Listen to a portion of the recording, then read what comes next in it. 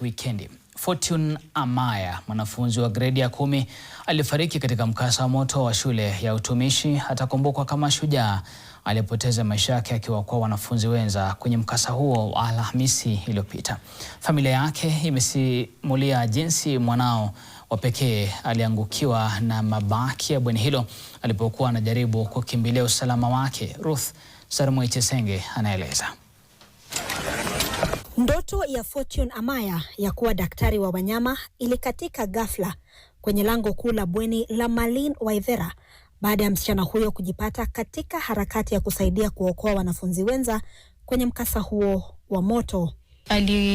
Witness Fortune akiokoa wengine, alafu wakati alikuwa anataka kutoka alijaribu kung'ang'ana kujitoa, so alimuona ametoka and then mguu ikabaki.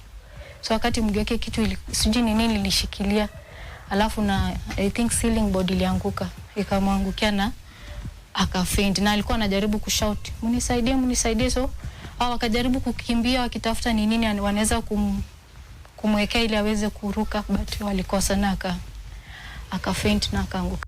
Mwanafunzi huyo wa gredi ya 10 kutoka Kakuma, kaunti ya Turkana, alijiunga na klabu ya Red Cross akiwa gredi ya 9 na alikuwa ni kielelezo kwa watoto wenza maeneo ya Kakuma. Nilikuwa napata hapo kwa community, watoto wengi walikuwa wanakuja wanamuuliza, anawafundisha.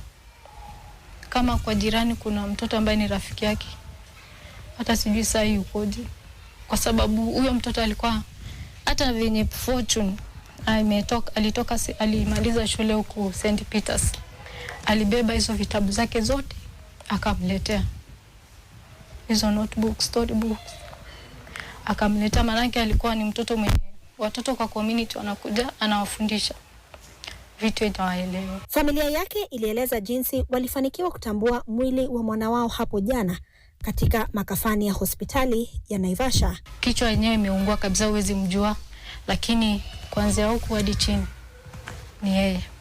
Ako na shanga kwa mkono, rosal na saa. Wazazi watoto wanapofunga shule wakae na watoto wao na waeleze hao kuwa kuchoma shule pia ni kuua.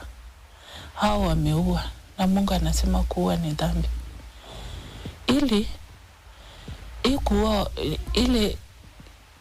vile hao watoto wamefanya wasije wakarudia tena hayo maafa ambayo wamefanyia wenzao.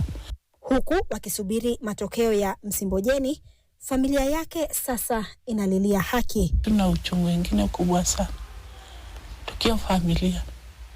Tukiangalia nina hivi tunakumbuka huyo ni mtoto wa pekee kabisa ambaye ako naye, hakuna mwingine.